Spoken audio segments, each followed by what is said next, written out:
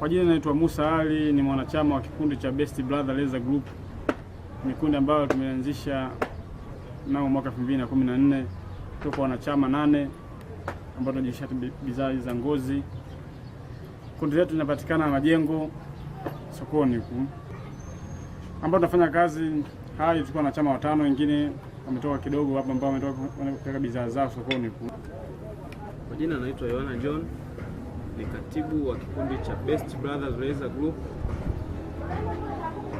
Kikundi chetu kinajishughulisha na kutengeneza bidhaa za ngozi kama sendo, viatu vya kufunika na mikanda na mikoba.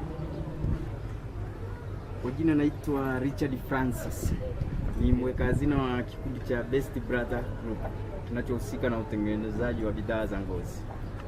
Naitwa Shabani Lukandamila, ni mkufunzi kutokea SIDO kwenye kiwanda cha ngozi cha TPC. Leo niko hapa, nimekuja kuwatembelea wajasiriamali hawa kwa ajili ya kuangalia maendeleo yao katika kutengeneza bidhaa za ngozi. Kikundi hiki cha Best Brother kina vijana 8 ambao wanajishughulisha na kupandisha thamani zao la ngozi, kutengeneza sandals, viatu vya kufunika, mikoba, mikanda na bidhaa nyingine nyingi za ngozi. Wanazalisha wenyewe na wanaingia sokoni wenyewe kwenda kuuza. Kwa ujumla, bidhaa ya ngozi inalipa. Ukitengeneza bidhaa nzuri hukosi soko, na ni ajira nzuri. Hata kama ni msomi, ni ajira ambayo kwa mimi naweza nikakushawishi uwekeze. Haina hasara, kikubwa uwe fundi mzuri tu. Mimi naitwa Suzana Gabrieli, naishi Dodoma Makulu. Kikundi chetu ni Upendo Group. Tunahusika na masuala ya bidhaa za ngozi ambazo tunatengenezea kule Dodoma Makulu. Bidhaa tunazotengeneza sisi ni sendo za kike na za kiume, na baadaye tutakapokuwa kadri ya uchumi wetu utakapokuwa umeongezeka, tutatengeneza na bidhaa za mikanda ya ngozi, viholder na mikoba ya ngozi. Mimi ni mzalishaji na pia ni msambazaji wa bidhaa za ngozi. Kwa jina naitwa Nina Wasanja. Umri wangu miaka 23. Ni mwenyekiti wa kikundi chetu cha Upendo. Kikundi chetu kinaitwa Upendo Group. Katika kikundi chetu tunajishughulisha na utengenezaji wa bidhaa za ngozi. Tunatengeneza sendo, tunatengeneza kioda, tunatengeneza viatu vya kiume. Unaweza kuona, lakini bidhaa zilizopo ni bidhaa za sendo za kike tu. Kuna hiki hapa, hiki tumekitengeneza katika kikundi chetu. Tumeshirikiana kuvitengeneza. Hii ni sendo ya kike. Vile tuna sendo ya kiume. Hii hapa. Ndio bidhaa zetu tunazotengeneza. Kwa jina naitwa Shamila Hasani Msafiri. Nina umri wa miaka 21. Ni katibu wa chama cha Chintiana Mbililika cha Tuku. Vile vile sisi ni kikundi wenyeji, kwa maana kwamba tunafanya kazi yani kwa maana kwamba tunafanya kazi pamoja na wenzetu wa kikundi cha Upendo Group. Tunaona umuhimu wa vijana wenzetu kujishughulisha na kazi yao nzuri, ndio maana tukawakaribisha katika ofisi yetu. Nafasi ya vijana kupata ajira ni ngumu, ila ukijituma katika vikundi mbalimbali, nafikiri unaweza kujiajiri mwenyewe binafsi pasipo kutegemea labda serikali kuajiri. Kwa hiyo kama hivi sisi tunao kujituma katika vikundi, maanisha vikundi vya ngozi hivi tumejiingiza huku ili kujipatia ajira yetu binafsi.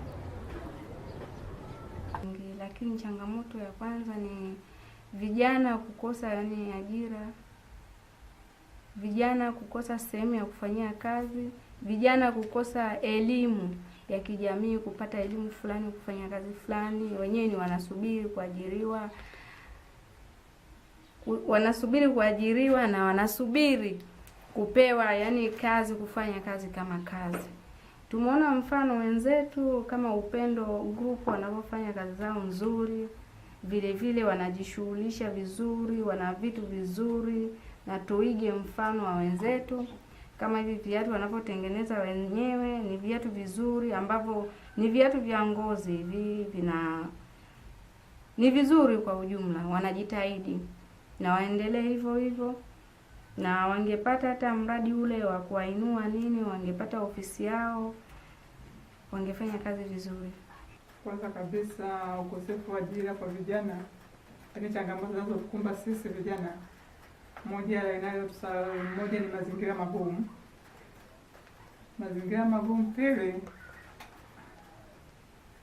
ukosefu wa miradi ya kujiendeleza kama ujasiriamali hivi.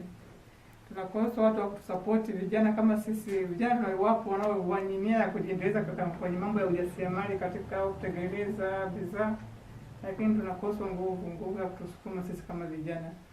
Huu mradi tulianza na mtaji wa shilingi 300,000 pamoja na vifaa tulivyovinunua. Na mpaka sasa hivi tuna bidhaa hizi ambazo bado hatujaziingiza sokoni. Vile vile tuna hela taslimu 30,000. Mtaji huu unakuwa na bidhaa za ngozi zina faida. Faida yake ukiuza, yani ukinunua ngozi ukitengeneza viatu, bado faida inapatikana ya kutosha. Vijana wengine hawajaungana na sisi kutokana na kutokupata elimu kama tulioipata sisi, cha kwanza.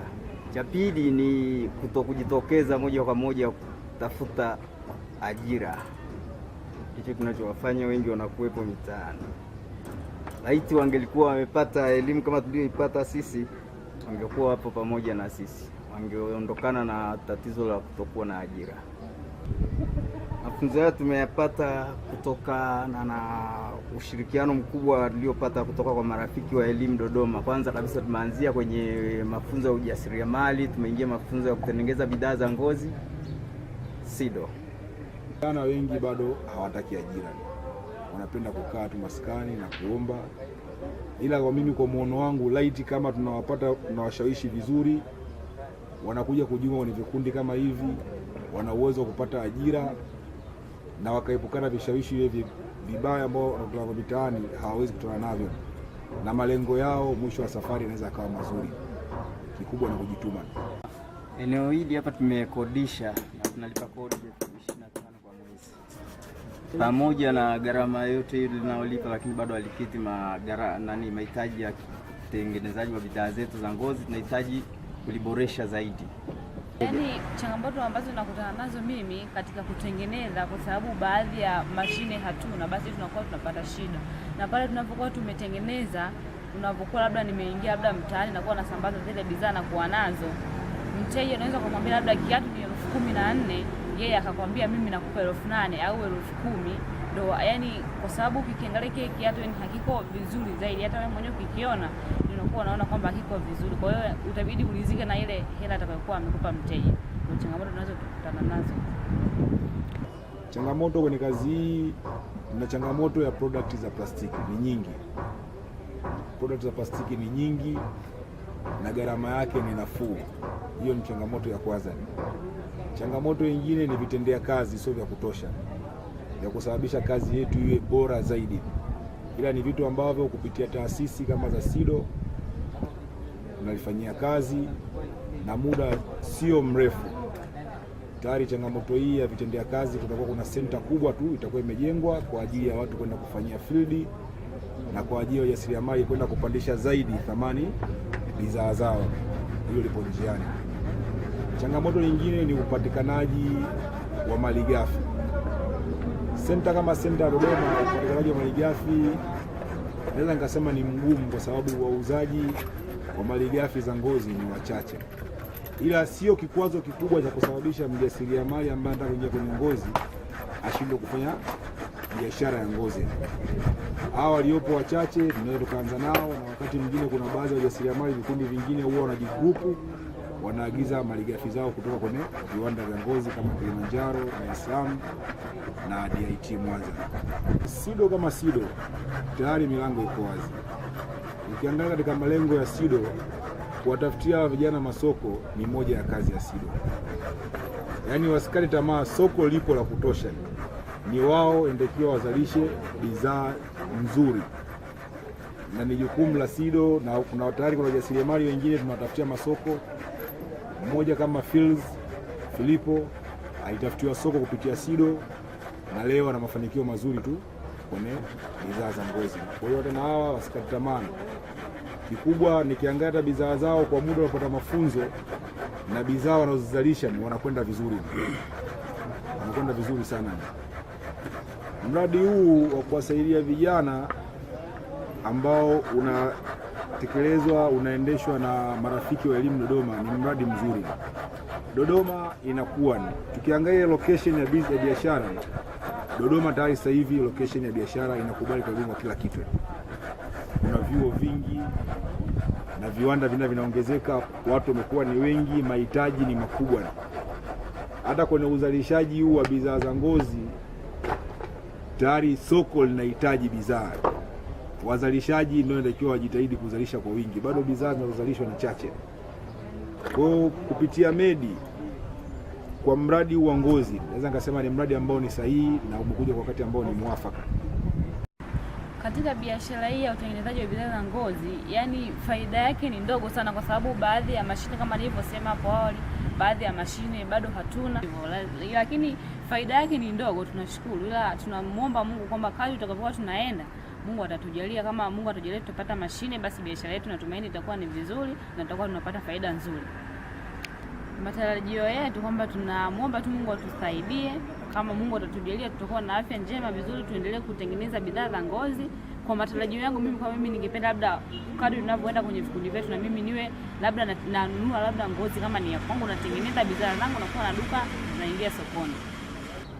Maoni yangu mimi nilikuwa napenda labda kama watapatikana wafadhili, tufadhili tuweze kupata mashine ili tuweze kuiboresha kazi yetu vizuri, kwa sababu bidhaa yani bidhaa za kutengenezwa na ngozi mimi ninazipenda sana, kwa sababu hii kazi naweza nikasema labda kidogo imeniingia kwenye damu na ninafurahia kuifanya. Kwa hiyo ninapokuwa nafurahia kuifanya inakuwa inanikost upande fulani, kwamba kwenye mashine kuna kutokana na changamoto tunazokutana nazo mtaani. Kikweli saa nyingine wateja wanapokuwa wanaongea, na unaweza kukutana na mteja mwingine akakupa kauli mbaya mpaka leo ikauma, lakini kwa sababu mimi ni mfanya biashara sikati tamaa. Kama labda kungekuwa labda na watu wote wanaohitaji kutusaidia mashine, tuko poa na tunahitaji kuifanya kazi kweli kwa moyo na tuko pamoja. Tuliwahi kuuliza wakati tunaenda kwenye mafunzo SIDO, tisha alikuwa anatufundisha, tukamuuliza akatuambia unaweza labda mkapata kama ni hela labda kwa nchi za nje huko, ukaagiza mashine kaja, hata ukiwa na milioni 2-3 unaweza kupata mashine moja. Inakuwa ina gharama kama milioni 3 au 2.5. Maoni yetu ni kupatiwa elimu zaidi ya kuhusu masuala ya ngozi ili tuweze kujua ngozi kiundani zaidi. Pia cha pili, kupatiwa vifaa vya kutendea kazi kama mashine, lacking mashine, skiving mashine kwa ajili ya kusaidia kufanya kazi zenye ubora zaidi na kuboreshwa mazingira ambayo ya kufanyia kazi. Hii ngozi inakuwa na thamani, sababu ngozi ndio unajua kama ni ngozi kama hakutupa tupa hivi. Mtu anatuna ngozi kwenye ng'ombe anatupa. Kumbe ngozi ni zao kubwa sana ambalo huongeza pato la nchi, faida nyingi. Maoni yangu ni kama hayo tu. Maoni yangu, kwanza kabisa nafikiri tungerahisishiwa swala zima la upatikanaji wa material, kwa sababu material tunayopata kwa sasa hivi ni gharama kubwa. Labda kitu kingine pia, kuna watu ambao hawatujui sisi Best Brothers tunafanya nini. Maoni yangu mengine ni labda tungeendelea kupata nafasi za kuendelea kujitangaza ili tujulikane sisi ni akina nani na tunafanya nini. Nafikiri ni hayo. Maoni yangu, kwanza kabisa nianze na upatikanaji wa mikopo. Jinsi gani ya kuipata mikopo ya kuboresha biashara zetu kutokana na gharama za ununuzi wa bidhaa za ngozi, vitendea kazi tulivyo navyo na pia vijitoshelezi vinahitaji kuongezewa. Kuna masuala ambayo waziri hapa ameongelea kuhusu mikopo kupitia SIDO. Hilo linawezekana, sababu SIDO wanaunganisha na baadhi ya taasisi nyingine za kifedha kama mabenki. una mtaji wa kuanzia wa mwanzo, na tayari kama hivi mkiwa kikundi kikubwa ni kujisajili, mrasimishe biashara yenu. Kisha rasimisha biashara yenu, mkienda SIDO wana taratibu za kuwawezesha vijana wa mikopo, na mtaji utakapokuwa mkubwa zaidi, wao wana uwezo kuwapelekeni kwenye mabenki. Zipo taasisi za kifedha ambazo ni marafiki na SIDO, wataweza kupateni fedha za kutosha na mkafanya shughuli zenu, mkaweza kukuza kipato. Kuna swala la habari. Kupitia SIDO bado mnaweza mkapata habari, wapi kuna soko, wapi kuna malighafi. Ni nyie kuwa karibu na SIDO. Hata haya kusoma bado mkiwa karibu na SIDO watawapeni yote. Kuna swala la vifaa. Kuna marafiki wa SIDO wako Wales, wale wao wanatumia ujasiriamali vifaa kwa ajili ya kurahisisha kazi zao. Mara nyingi unapokuwa na vifaa vizuri, kazi inakuwa nyepesi. Kwa ni swala nachoshauri vijana wawe karibu na SIDO. Kuna vitu vingi watavipata vya kurahisisha kazi zao, na itakuwa ni sababu ya kukuza kipato chao wenyewe binafsi na kipato cha nchi, kwa sababu mtakapofanya kazi nyie mtapata pesa, mtalipa kodi, kwa hiyo na nchi itapata pesa.